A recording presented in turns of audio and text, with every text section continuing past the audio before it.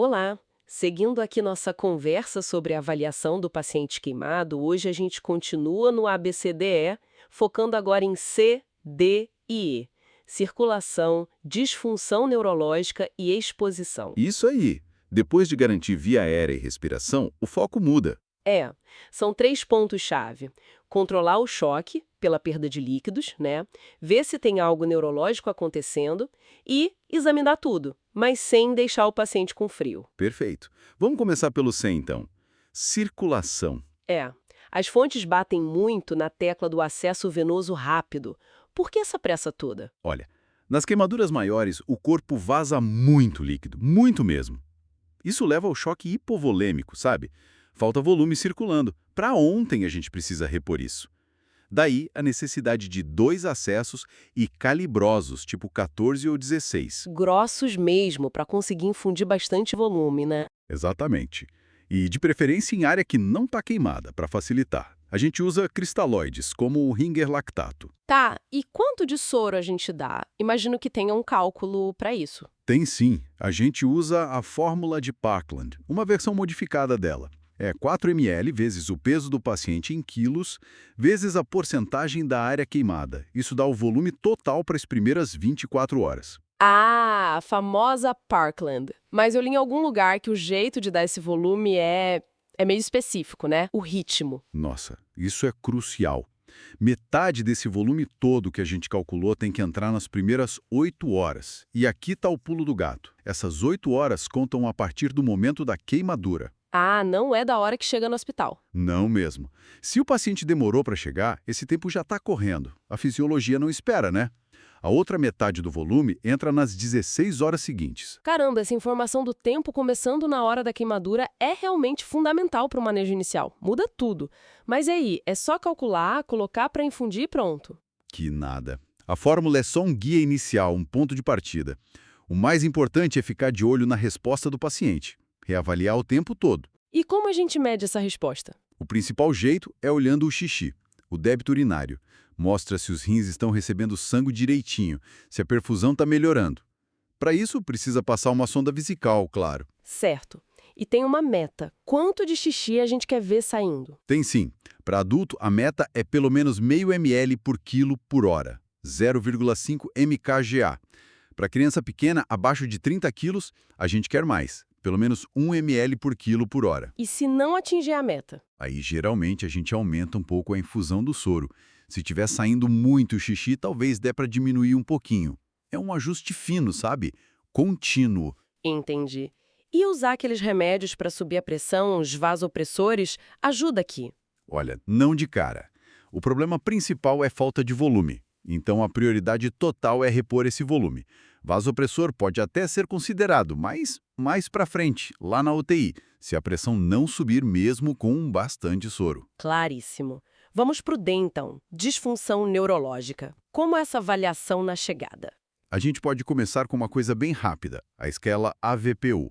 É só ver se o paciente está alerta, se responde à chamada verbal, se responde só a estímulo de dor ou se está não responsivo. Dá uma ideia geral. AVPU. Rápido e prático. E para algo mais detalhado? Aí entra a escala de coma de Glasgow, a ECG ou GCS. Ela avalia 3 coisas: abertura dos olhos, resposta verbal e resposta motora. Soma os pontos e dá um número. E tem algum número na Glasgow que acende um alerta vermelho? Com certeza.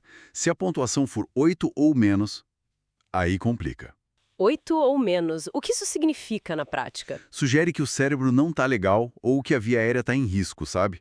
Pode ser que a gente precise intubar para proteger essa via aérea. Mas ó, atenção! Diga. A alteração neurológica nem sempre é só pela queimadura em si. Pode ser açúcar baixo no sangue, hipoglicemia. Pode ser intoxicação por fumaça, monóxido de carbono, principalmente se foi incêndio em lugar fechado. Ou até um trauma na cabeça junto com a queimadura. Verdade, tem que pensar em tudo isso. Boa lembrança. Exato, tem que investigar. E para fechar o ciclo inicial, o E, disposição. Tirar toda a roupa do paciente, mesmo com o risco de esfriar ele. Esse é um ponto delicado. A gente precisa tirar tudo, roupa, anel, pulseira, tudo mesmo. Por quê?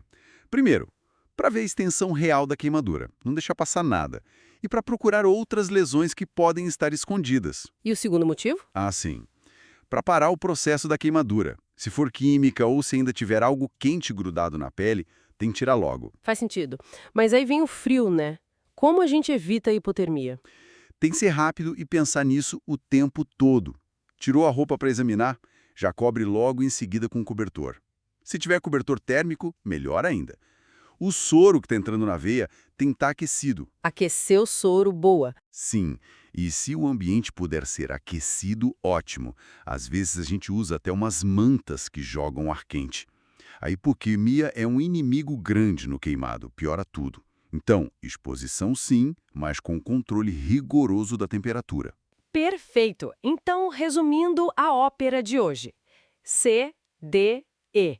Pegar acesso grosso e rápido, calcular volume com Parkland, mas lembrar da regra das 8 horas a partir da queimadura. Monitorar o débito urinário. Isso. No D, avaliar com a VPU e depois Glasgow.